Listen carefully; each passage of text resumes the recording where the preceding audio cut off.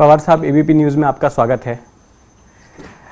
अभी शिवसेना के अध्यक्ष उद्धव ठाकरे ने कहा कि ये जो सरकार है देवेंद्र फडणवीस की, ये नोटिस पीरियड पे चल रही है, मतलब कि कभी भी उनका नोटिस पीरियड खत्म हो सकता है, ये सरकार से समर्थन वापस ले सकते हैं। तो ऐसे में एनसीपी का क्या रुख होगा? एक तो शिवसेना समर्थन विड्रॉ करेगी ये मुझे लगता नहीं अभी तक, इससे पहले लगता था। उन्होंने ये कदम उठाया तो ये सरकार बचाने के लिए हम कुछ नहीं करेंगे। सरकार जल्दी कैसे जाएगा इस पर हमारा ध्यान रहेगा और हम चुनाव लड़ने के लिए तैयार रहेंगे। हमारी मानसिकता महाराष्ट्र की हितों की रक्षा करनी है, तो ये बीजेपी की सरकार जाने की आवश्यकता है। ये हम बिल्कुल सोच रहे हैं और उस लाइन पर हम काम करेंगे। लेकिन मगर कल मेरा एक बयान मैंने ठाकरे साहब का देखा कि इसमें उन्होंने ये कहा कि किसानों का ऋण माफ़ करने का कदम ये सरकार उठाती है तो हम पूरे 5 साल उनको समर्थन देंगे।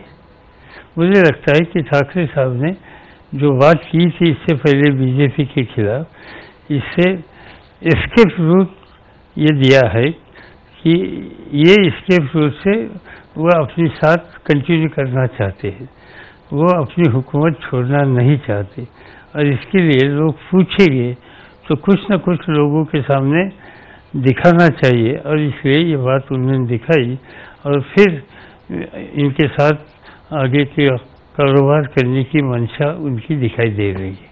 जी, मेरा एक प्रश्न आपसे है कि अगर समझ लीजिए कि वापस ले ही लेती है शिवसेना, वापस समर्थन वापस ले ही लेती है, तो ऐसे में आपको लगता है कि तमाम राजनीतिक पार्टियां मध्यावधि चुनाव के लिए तैयार हैं? क्योंकि जाहिर तौर पर चुनाव के लिए पैसे तो लगते हैं राजनीतिक पार्टियों को, और इस वक्त जिस तरह की रिपोर्ट्स आ रही हैं कि हालत खराब है सभी राजनीतिक, तो क्या राज्य में एक बार फिर से मध्यावधि चुनाव वायबल हो पाएंगे?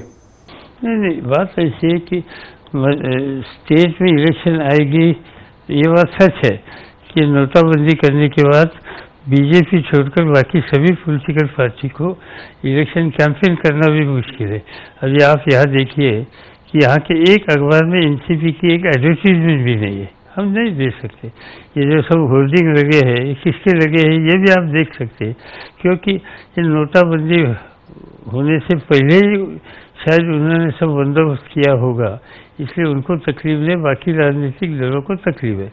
मगर भले पैसे की समस्या हो, मगर ये सरकार जाती है तो जाने के लिए कोशिश करनी चाहिए और चुनाव लड़ने के लिए भले अपने साथ कोई साधन समझा की कमियां है तो भी लोगों में जाकर ये कहकर चुनाव लड़ना चाहिए। मुझे लगता है कि लोग इलेक्शन में परिवर्तन करने के मूड में है कि एजुकेटेड क्लास ये भी इनसे दूर गया है।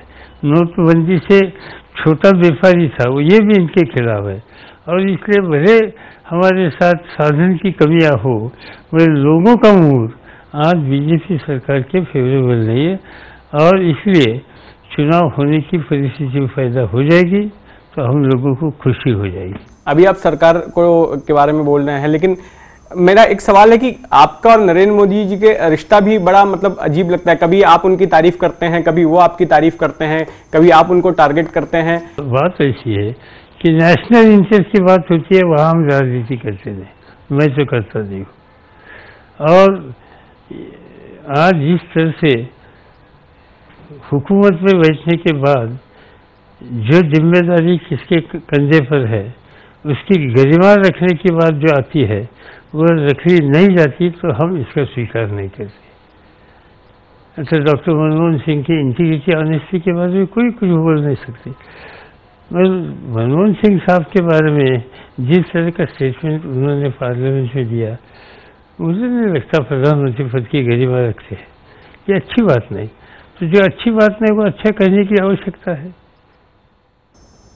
नोटबंदी को लेकर आपने मोदी सरकार को टारगेट किया, उसके पीछे एक कारण ये भी माना जा रहा है कि नोटबंदी की सबसे ज्यादा मार जो है कोऑपरेटिव सेक्टर पर पड़ी, जिस पर कि आपका दबदबा रहा है और एक ये बड़ा कारण रहा जिसकी वजह से आप विरोध करने के लिए आए। ये कोऑपरेटिव पर असर बुरा होगा इसमें कोई दिलचस्पी नहीं। आज महाराष्ट्र के गाँव में फाइनेंस करने वाली खेती को कोऑपरेटिव बैंक सबसे ज्यादा है और इसके लिए लोगों में नाराजगी थी अच्छा, ये नाराजगी खाली एनसीपी कांग्रेस की नहीं, ये कोऑपरेटिव बैंक का नेशनल फेडरेशन है, इसका चेयरमैन बीजेपी का गुजरात का है। उन्होंने बंगलोर में सभी स्टेट कोऑपरेटिव बैंकों की मीटिंग लेकर ये कोऑपरेटिव के ऊपर अन्याय है इस तरह का रिजोल्यूशन वहाँ किया। वो बीजेपी का है, बीजेपी का मिनिस्टर था मोदी साहब के पहले गवर्नमेंट में गुजरात में। और इसलिए किसानों की इकोनॉमी ये उद्ध्वस्त करने की कामगिरी इसके माध्यम से होते हैं, तो इसके बारे में स्थिति सरकार के सामने आने लाना ये हमारी जिम्मेदारी थी। सरकार ने कुछ कदम उठाए नहीं, हम सुप्रीम कोर्ट में गए और सुप्रीम कोर्ट ने ऑर्डर दे दी ये करेंसी एक्सेप्ट करो और उनको अल्टरनेटिव करेंसी दे दो। यह आदेश देने के बाद भी अभी तक पूरा काम हुआ नहीं है। पवार साहब, पॉलिटिकल ऑब्जर्वर्स कहते हैं इस बात में कोई शक नहीं है कि आप पद्म विभूषण जैसे सम्मान के हकदार हैं, लेकिन सवाल उठाए जा रहे हैं टाइमिंग को लेकर। आप इतने साल तक कांग्रेस में थे, कांग्रेस की ग्रोथ में आपने भूमिका निभाई, कांग्रेस को मजबूत करने में, उसके बाद कांग्रेस से अलग हुए तब भी आप यूपीए में साथ में थे। इस दौरान कांग्रेस को कभी लगा नहीं कि आपको इस सम्मान से नवाजा जाना चाहिए? उन्होंने और अब जो है ये इश्यू पर मैंने डिस्कस करना गलत है, आपने पूछना भी गलत है। ये मैं तो मांगने के लिए कहीं नहीं गया था, डिसीजन ले लिया। अच्छा, उन्होंने, मैंने पूछा जब ये डिसीजन क्यों ले रहे, उन्होंने कहा कि देश में 50 साल का लगातार चुनकर आने वाला एक दिन की भी गैप नहीं, पार्लियामेंट्री पॉलिटिक्स, राजनीति नहीं, पार्लियामेंट्री पॉलिटिक्स में आप ही है। 14 बार आप चुनाव लड़े, 14 बार जीते एक, और आपने जब पार्लियामेंट की यानी एग्रीकल्चर मिनिस्टर की जिम्मेदारी ली तब ये देश इंपोर्ट करने वाला था। आपने जब छोड़ी, दुनिया का 1 या 2 नंबर का एक्सपोर्टर बन गया। ये कृषि क्षेत्र में जो बदलाव आ गया, इस बारे में सोचकर ये कदम उठाया है और इसलिए मैंने वो एक्सेप्ट किया, नहीं तो मैं एक्सेप्ट भी नहीं करता। आप एक वक्त में प्रधानमंत्री के चेहरे के तौर पर भी देखे जा रहे थे।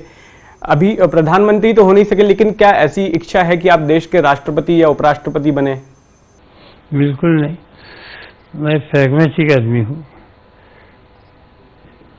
जिस पार्टी के पास दोनों सदन में मिलकर 12 सदस्य हैं, इसमें कोई पद की अपेक्षा नेशनल लेवल पर करना ये गलतफहमी है और इसलिए मेरे मन में भी ये बात नहीं, सोच भी नहीं है और इस लाइन पर कुछ नहीं, सोचना भी नहीं चाहिए। आज देश में ये जिम्मेदारी लेने के लिए कई लोग आ सकते हैं।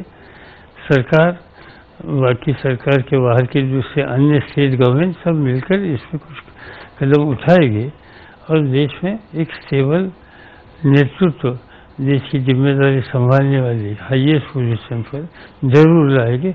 मेरा सहयोग इसमें रहेगा। पवार साहब, एबीपी न्यूज से बातचीत करने के लिए बहुत बहुत शुक्रिया।